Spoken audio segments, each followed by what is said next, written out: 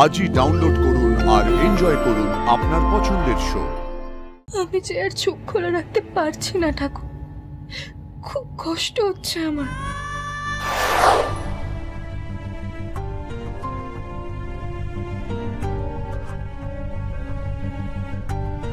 কুসুমের মুখটা বারবার ভেসে আসছে কেন? আমার মনটা এমন কু ডাকছে কেন? বাবা, মার ব্রত পালন সম্পন্ন হলে মায়ের উপোস ভাঙার ব্যবস্থা করতে হবে। মায়ের তো শরীর খারাপ মনে হচ্ছে, মাথা ঘুরছে। এত ধকল সহ্য করা কি চারটিখানি কথা? আয়ুষ, হ্যাঁ মা। কুসুম কেমন আছে? ও তো ঠিকই ছিল। একটু দেখে এসো না। আমি দেখছি মা। রাজ, তুমি একটু যাও না প্লিজ। হ্যাঁ ঠিক আছে। ব্রত পালন করতে এসো তোমার শাশুড়ি মা ওই কাজের মেয়ে কুসুমের খোঁজ করছে। কি পজিশন তোমার এই বাড়িতে, তুমি বুঝতে পারছো তো? বলি না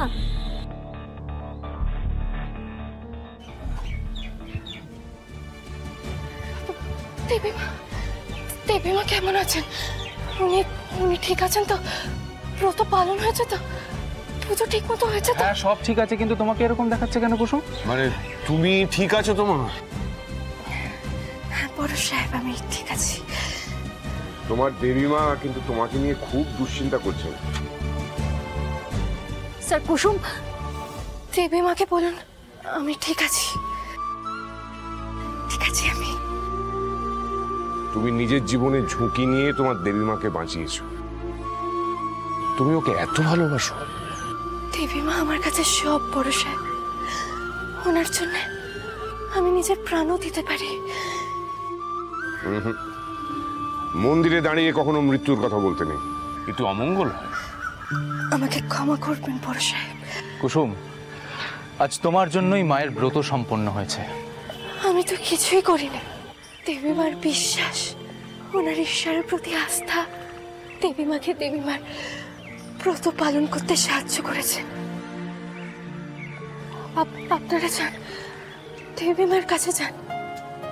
এই সময় দেবীমা নিজের পরিবারকে পাশে পেলে ওনার ভালো লাগবে।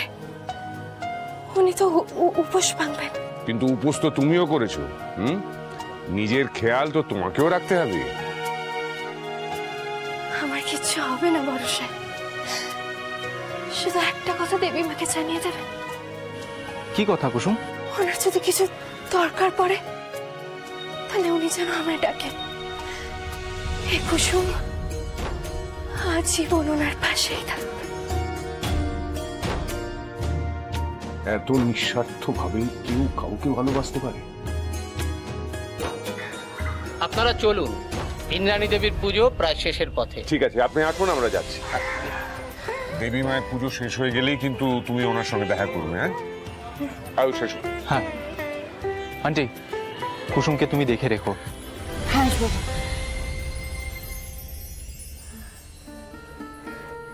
এই তুই আমায় বলতে দিলি না কেন?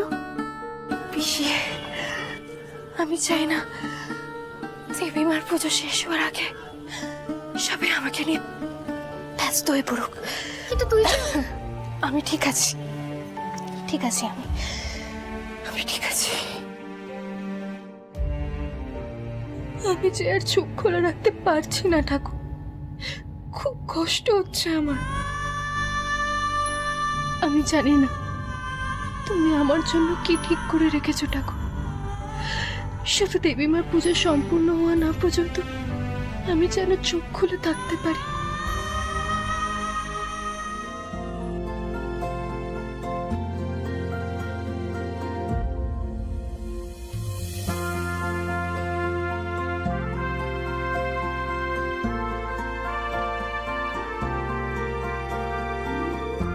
ওম নমঃ শিবায়। তুমি দেখো ঠাকুর, কোনো বিপদ যেন আমার পরিবারকে ছুঁতে না পারে।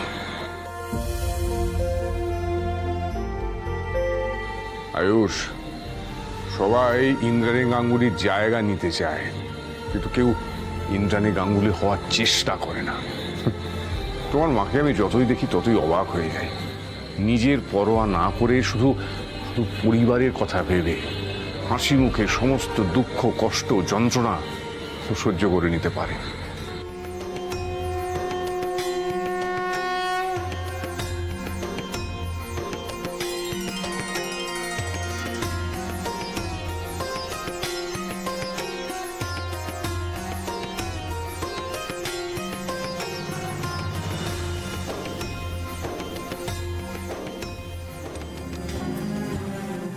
কোনো বিপদ যেন আমার সন্তানকে ছুঁতে না পারে ঠাকুর।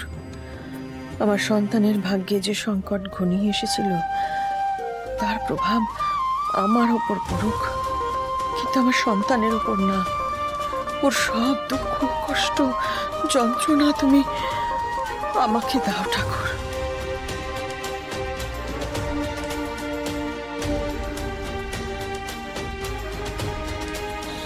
ইন্দ্রাণী, গুরুদেব, আপনার দেখানো পথে হেঁটেছি আমি। আমার ব্রত সম্পূর্ণ হয়েছে তো? হয়েছে ইন্দ্রাণী। তুমি অধ্যাবসায় ও আত্মশক্তিতে তোমার ব্রত সম্পূর্ণ করতে পেরেছো। কোনো বড় বিপদ এখন গাঙ্গুলি পরিবারে আসবে না, আর যদি আসেও তোমার ভক্তির সামনে সেটা টিকতে পারবে না। প্রসাদ গ্রহণ করুন গুরুদেব।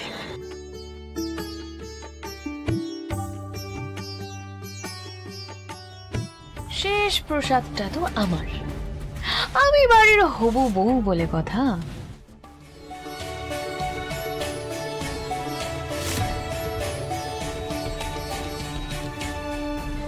কুসুম কোথায়? ও বাইরে অপেক্ষা করছে মা।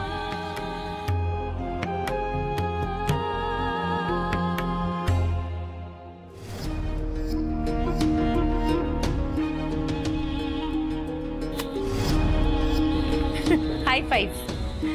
প্রসাদ জুটলো না তো?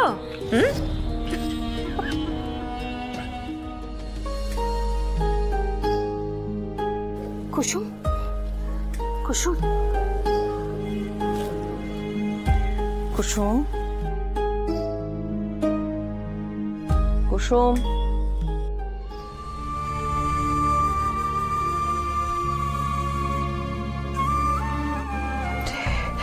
দেবী মা, দেবী মা। জানো কুসুম, এ সংসারে সব থেকে কঠিন কাজ কি? মানুষকে ভালোবাসা। তার উপর আবার তুমি যার থেকে আঘাত পেয়েছো তাকে ভালোবাসা তো আরো কঠিন।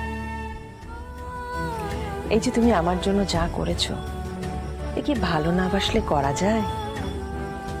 আমি ইন্দ্রাণী গাঙ্গুলি সবাইকে শেখাই, সবাইকে ভালোবাসতে শেখাই মানুষকে, কিন্তু ভালোবাসা তো শিখতে হয় তোমার কাছে।